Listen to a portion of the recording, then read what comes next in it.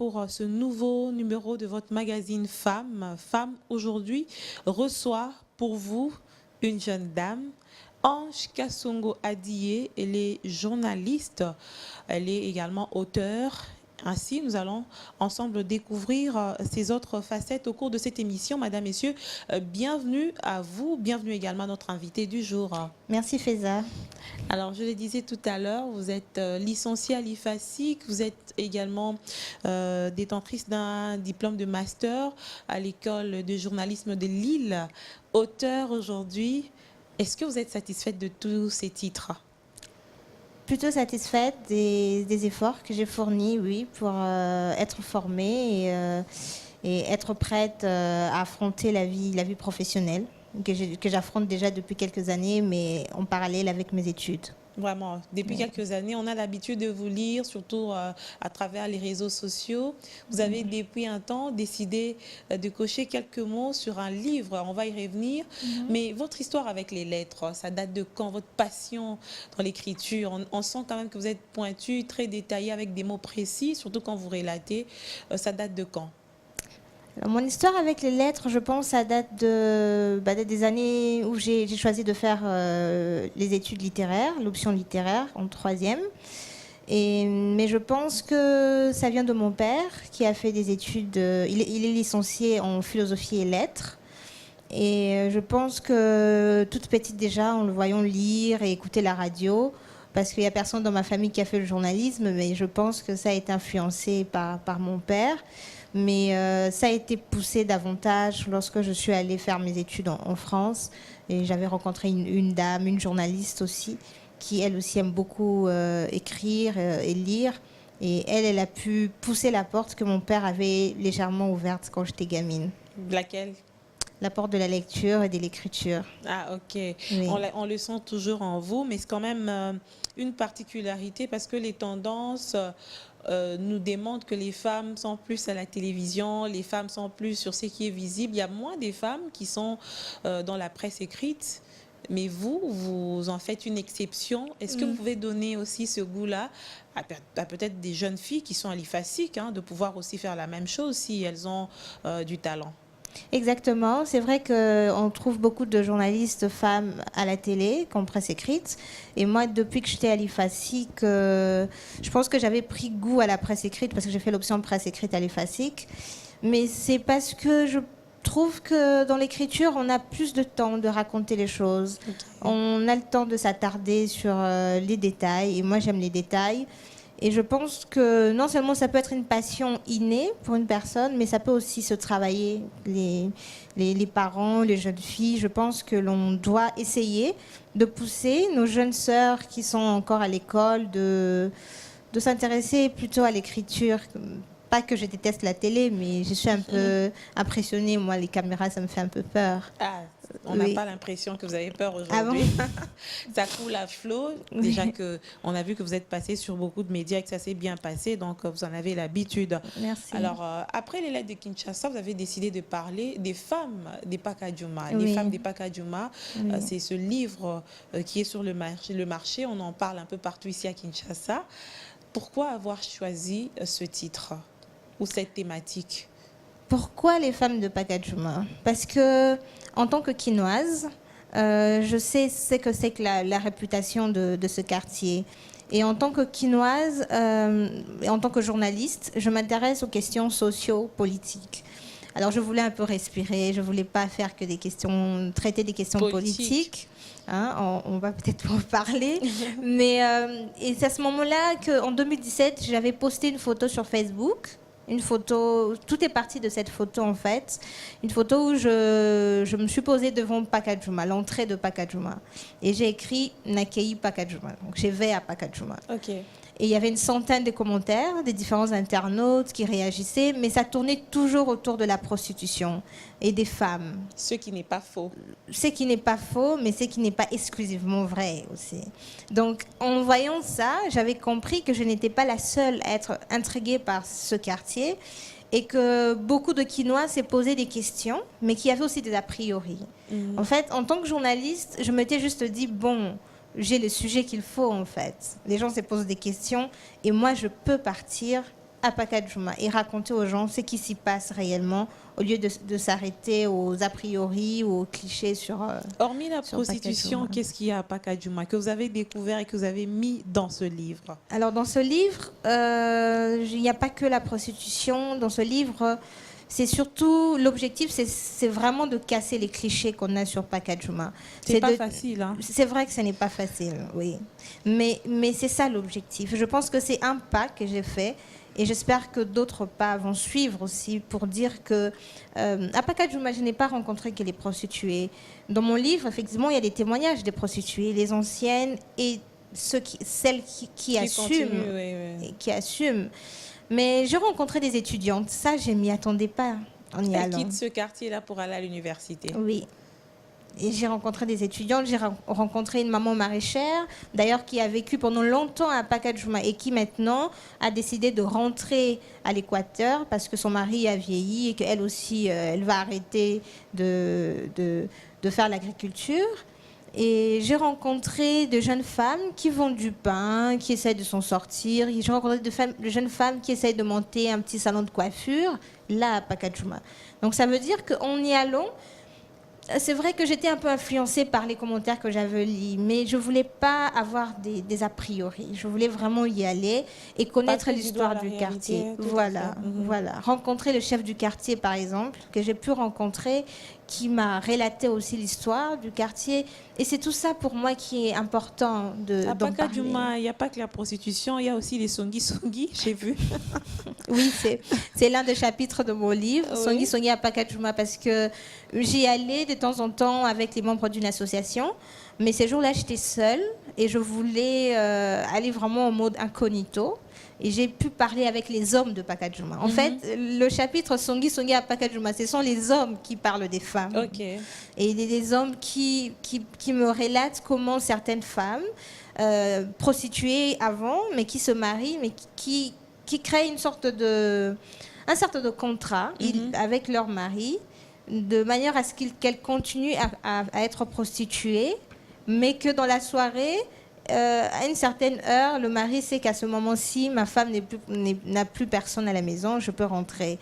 Mais ce sont des avis, hein, c'est ça la rumeur, les songi à Pacadjouma. Je pensais que c'était important de mettre dans le livre pour avoir aussi la perception des hommes aussi sur les femmes de Pacadjouma. Écrire sur Pacadjouma, c'est bien, mais qu'est-ce que vous attendez justement après que les gens aient palpé du doigt aussi cette réalité que vous décrivez dans ce livre? Vous attendez à quoi?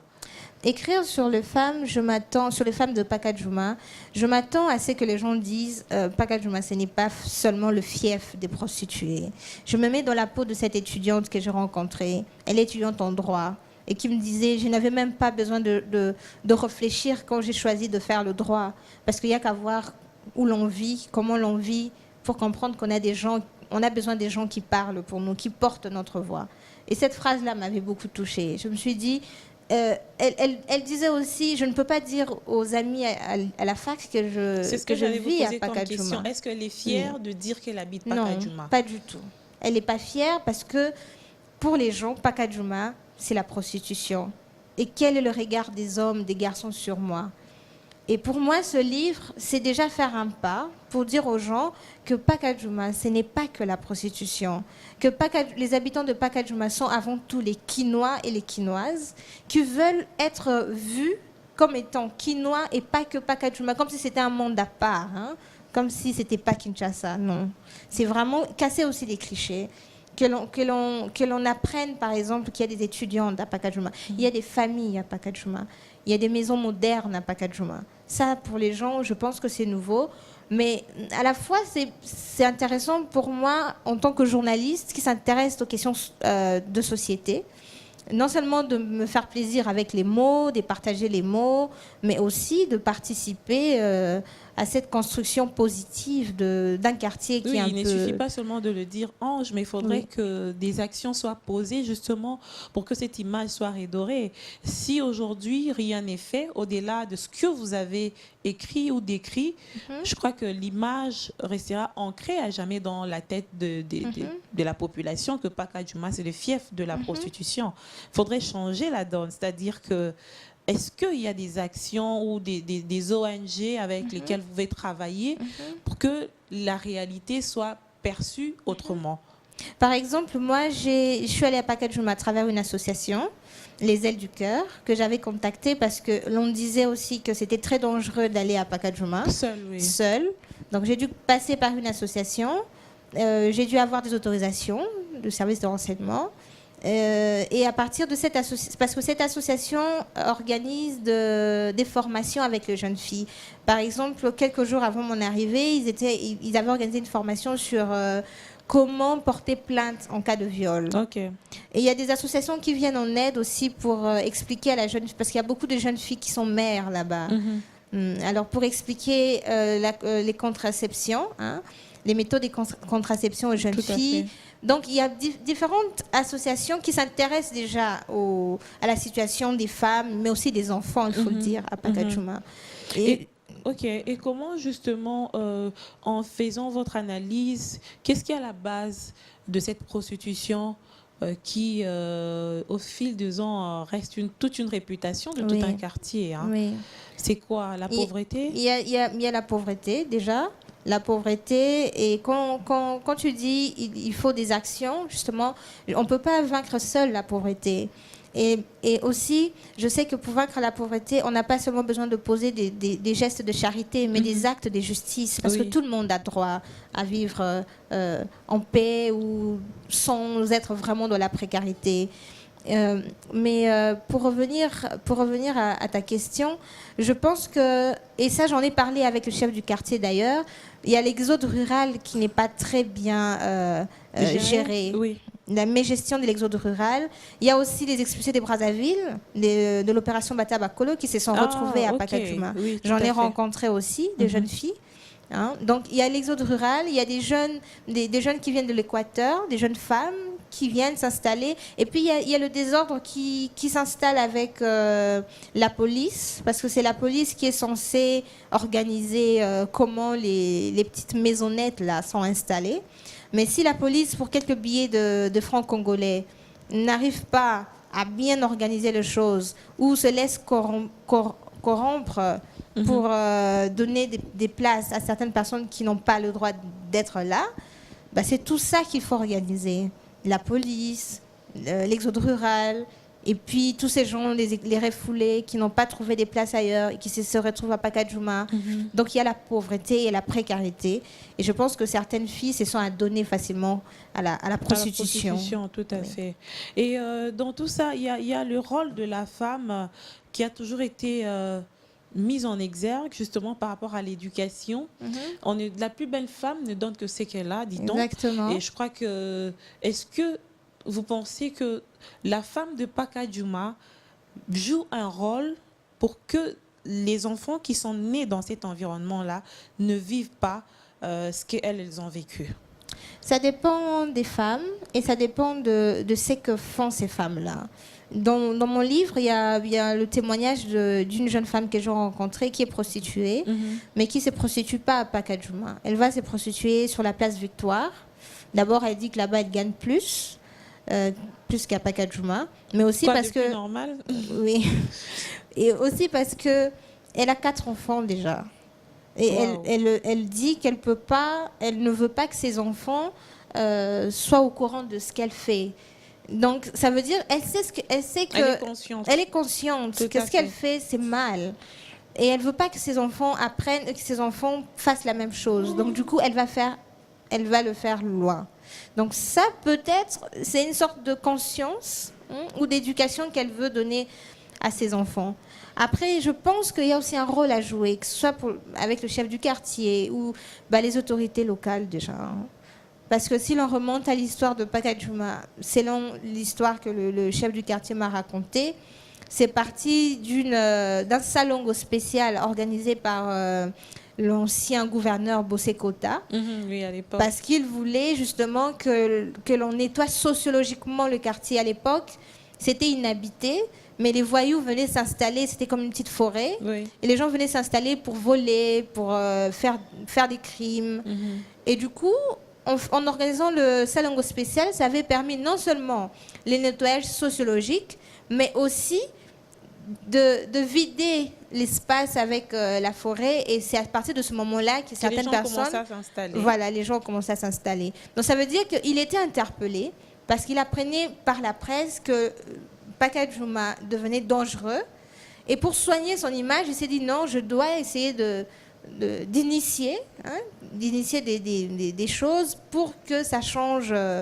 Donc aujourd'hui, c'est la même chose. Les autorités locales peuvent aussi penser que ce soit le gouverneur le chef de la commune de Limité, par exemple, parce que oui, c'est dans la commune de Limité. Paka Djouma, c'est un quartier dans la commune de Limité. C'est possible de réfléchir, qu'est-ce qu'on peut faire? Tout à fait.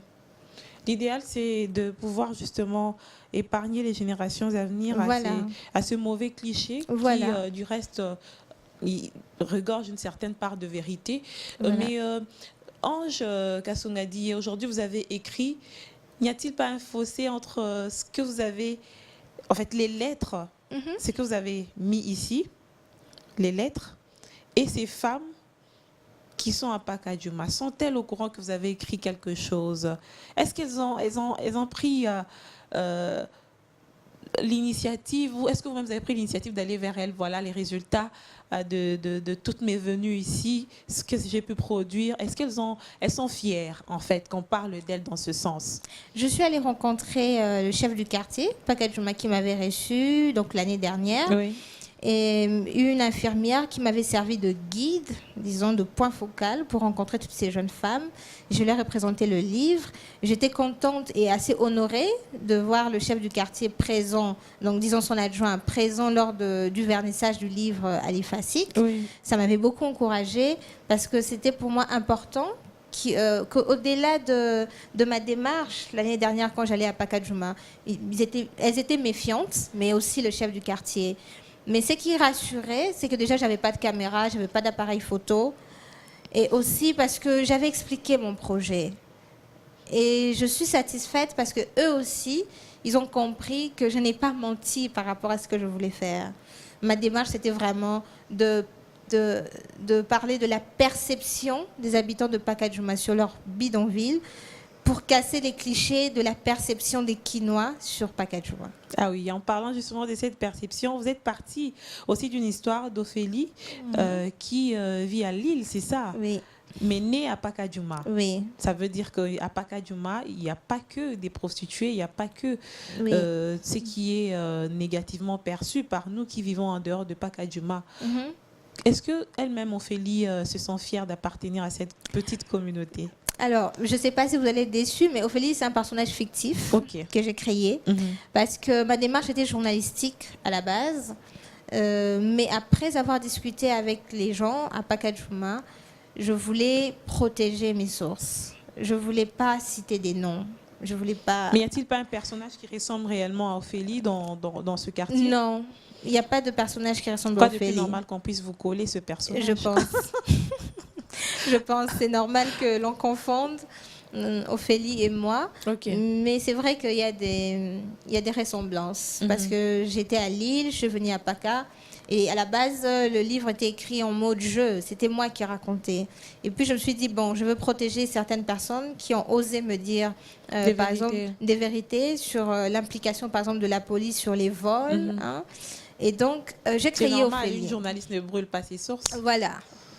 J'ai créé Ophélie pour avoir plus de liberté, de raconter et de dire ce que l'on m'avait dit. Donc, c'est Ophélie qui rencontre ces jeunes femmes. Mais Ophélie, ce n'est pas moi. Ophélie, c'est un personnage que j'ai créé. Ça m'a permis d'aborder différents sujets avec Ophélie. Oui. Et ça a marché. Le personnage a bien incarné son rôle. Tout ça nous pousse un peu à parler de la jeune fille. En tant que journaliste, c'est vrai que vous êtes dans le socio-politique. Mais la femme aujourd'hui rencontre beaucoup de difficultés liées justement à ce mauvais cliché qu'on lui donne, qu'on lui colle, alors que ce n'est pas ça réellement sa vie, ce n'est pas ça réellement ses ambitions, ce n'est pas ça réellement ce qu'elle veut d'elle-même. En tant que journaliste, en tant qu'étudiante, ancienne étudiante de l'IFASIC, qu'est-ce que vous attendez réellement d'abord de la femme elle-même congolaise par rapport à son image? L'image de la femme s'est construite par elle-même d'abord. Tant que l'on est sûr ou consciente de qui l'on est, ça permet d'être forte quand le vent ou les rumeurs nous parviennent ou se trament sur nous. On vit ça surtout les journalistes. Ok. On dit, tel journaliste, si elle est là, c'est grâce. Même pas les journalistes, même la femme dans la société. On veut chercher des prétextes ou des raisons pour justifier, oui, elle est là grâce à ça. Mais nous, les femmes, tant que l'on est consciente que, d'abord, il faut se former. Il faut se former. La C'est ce jeune qui est fille, plus important. c'est très important. La jeune fille doit se former pour être compétitive. La jeune fille doit se former pour ne pas être complexée dans les milieux professionnels devant un homme, une femme et un homme, c'est pareil. On ne forme pas une femme, on forme des journalistes, on forme des professionnels. Donc, la femme doit se former pour avoir des outils, pour mieux se défendre dans la société. Parce qu'il y a beaucoup de défis à relever, non seulement en tant qu'être humain, mais surtout en tant que femme. Et c'est grâce à la formation et aussi c'est forger une certaine personnalité pour que l'on soit respecté. Et je pense qu'à travers ça, la femme peut aller au-delà et surtout être à la hauteur, quelles que soient les flèches, des rumeurs ou des flèches de tout ce qui peut essayer d'être présenté comme des pots de bananes sur notre route professionnelle. Tout à fait. Et c'est un grand défi pour nous en tant que femmes de pouvoir nous mettre justement au même diapason que les hommes, parce que les hommes, ils sont déjà très avancés. Ils se forment, ils évoluent normalement, pas très en solo comme nous. Par contre, les femmes, on dit toujours qu'entre nous, par moments, ça ne marche pas. Ange a écrit un livre, ben, dis donc, c'est quoi ça? Qu'est-ce qu'elle a mis encore dedans? Je ne pense pas qu'elle soit à la hauteur. On se critique un peu beaucoup entre nous, les femmes, alors que les hommes, ils sont là à réfléchir pour donner un peu plus. Et en parlant justement de la femme congolaise, on nous reproche de ne pas beaucoup lire. Est-ce que vous avez la même appréhension? Non, je n'ai jamais d'appréhension par rapport à la femme. Parce que pour moi, la femme et l'homme, c'est pareil professionnellement. À part dans les ménages. Les ménages, c'est l'homme qui est le chef.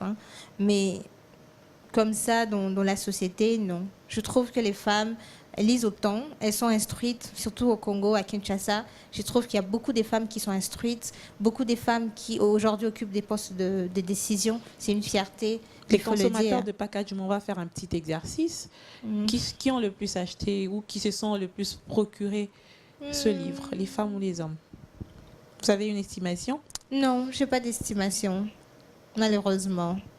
J'aurais bien aimé. Mais je pense que beaucoup de femmes, j'ai vu beaucoup de femmes au vernissage du livre. Oui, j'allais aussi le dire. Oui, il y avait beaucoup de femmes au vernissage du livre.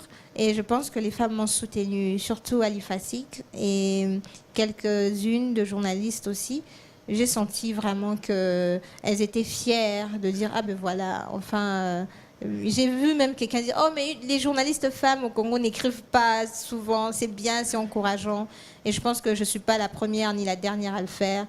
J'encourage vraiment les... J'ai parlé aux étudiantes, je vous encourage à écrire et je suis disponible pour celles qui voudront qu'on emprunte ensemble ce chemin. Un accompagnement, un mentorat ou un coaching?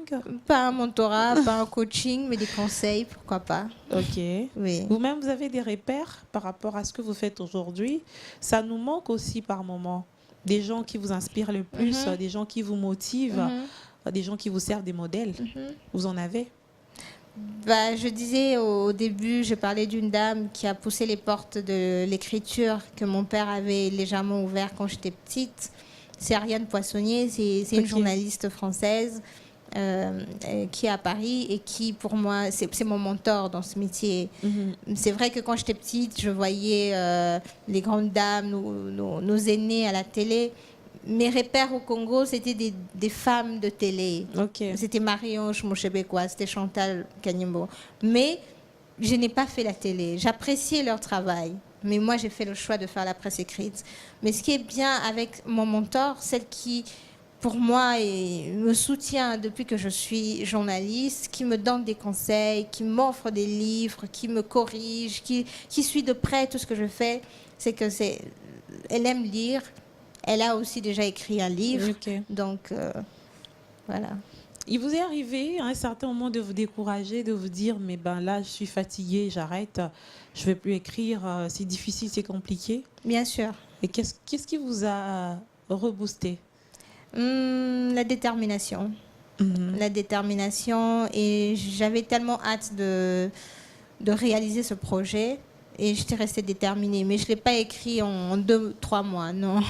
Non. J'étais à Pacajuma entre mars et mai 2018 et le livre a été publié en avril 2019, donc presque un an. Donc voilà. Le prochain titre? Le prochain titre? Oui, on peut déjà le connaître si il est en vue. Si la maison d'édition ne change pas, ça sera sur la campagne électorale sur les réseaux sociaux. Ah, vous revenez sur la politique? Oui, je vais quand même revenir. Vous revenez sur la politique parce que vous aimez la politique, parce que ça vous intéresse. Pourquoi?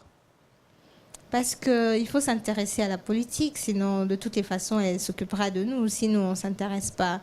En tant que journaliste, les questions de société m'intéressent, mais aussi et surtout la politique. On a senti quand même qu'il y a eu une donne particulière pour ces élections avec les réseaux sociaux. Oui. Ce n'était pas aisé pour les politiciens également, ni pour nous les consommateurs. Oui. Et encore moins les journalistes qui utilisent aussi les réseaux sociaux pour communiquer. Vous allez revenir sur tout ça? Je vais revenir sur ça. Je vais revenir de la manière dont les politiques ont communiqué sur les réseaux sociaux pendant la campagne électorale et quelques-uns de leurs proches aussi. Et pas vraiment les journalistes, mais je reste vraiment sur les 3 principaux candidats à la présidentielle. Je ne veux pas trop m'étaler là-dessus, mais c'est déjà en édition, j'ai déjà fini de l'écrire. Et je pense que c'était la première fois, en tout cas, les élections en 2011, il y avait moins d'engouement sur les réseaux sociaux. Oui. Cette année, enfin disons l'année dernière, il y avait vraiment la présence, les gens s'exprimaient. Donc les manifestations qui étaient interdites dans les rues de Kinshasa, les gens avaient la liberté d'écrire sur les réseaux sociaux. Donc au point d'en abuser aussi. Oui, d'en abuser, oui, c'est vrai. Donc c'était vraiment the place to be pendant la campagne électorale. Et moi, j'ai trouvé que c'était intéressant d'exploiter ça. Je pense que ça va faire réfléchir aussi à beaucoup d'entre nous, je vais généraliser, sur comment l'on communique sur les réseaux sociaux. L'apport justement de ces réseaux sociaux dans le journalisme, c'est quand même un couteau à double tranchant. De la même manière qu'on est informé rapidement, de la même manière il y a des fake news. Ça, c'est vraiment une question générique que je vous pose en tant que journaliste. Qu'est-ce que vous conseillez à ceux qui utilisent les réseaux sociaux en tant que journaliste, justement, comment s'y prendre? Bon, en tant que journaliste sur les réseaux sociaux, c'est vrai que ça dépend. Des fois, on est journaliste chroniqueur. On ne peut pas s'empêcher de ne pas commenter l'actualité. Mais je pense qu'on peut éviter déjà des fake news. Je vois que sur les réseaux sociaux, beaucoup de gens font du copier-coller sans vérifier l'information, sans être sûr que cette info est vraie. Les journalistes, ça arrive. Ça discrédite. Ça discrédite, voilà. D'autres personnes, oui. Tout à fait. C'est pas très intéressant en tant que journaliste. Moi, le factuel, à un moment, ça me fatigue parce que ça devient comme une série télévisée. Par exemple, Moïse Katumbi arrive à Lubumbashi, X a réagi par rapport à cette arrivée, Y a...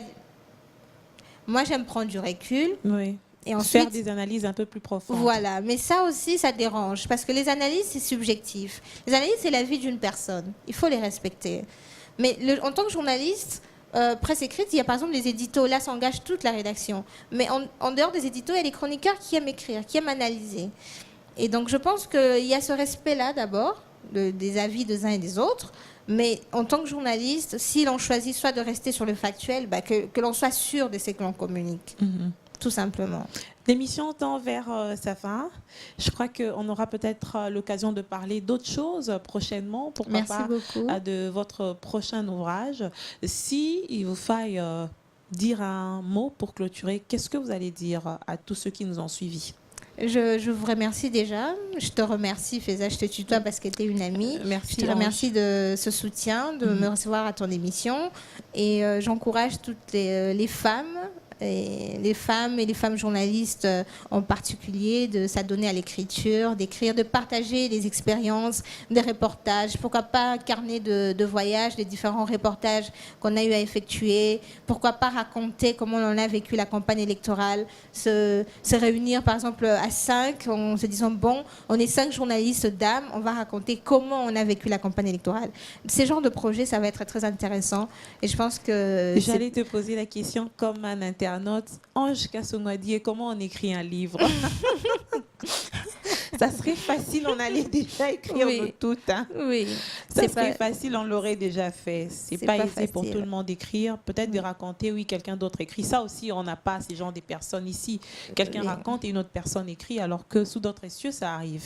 Oui, moi, je peux raconter ma vie et comme vous avez la facilité d'écrire, vous écrivez. Quand tu seras prête, je suis disponible. Comme ça, on fera un livre entretien. Il n'y a pas de souci. Merci beaucoup, Ange, Merci, Feza, d'avoir répondu à nos questions. Le livre, pour ceux qui veulent lire, découvrir Paka Djouma sous sa réelle facette, où est-ce qu'ils peuvent s'en procurer? Alors, le livre était disponible jusque-là sur Rotana, King Plaza. Il y a une petite librairie Rotana aussi à l'hôtel du Fleuve, sauf que le stock est fini.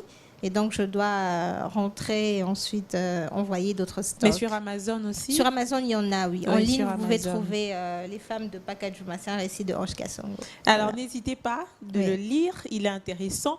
Vous êtes à Kinshasa, mais vous ne savez pas réellement ce qui se passe à Paka Djouma. Ange Kassongo a pu raconter la vraie vie des femmes de Paka Djouma dans ce livre de 107 pages, hein, si je ne me trompe. Oui, je pense autour de 107. 107. Pages, oui. Alors, mesdames, messieurs, n'hésitez pas de le lire pour vous permettre justement d'avoir une bonne image de ce quartier chaud de Kinshasa. Merci à vous de nous avoir suivis. Merci à Ange. Merci, Feza. À très bientôt.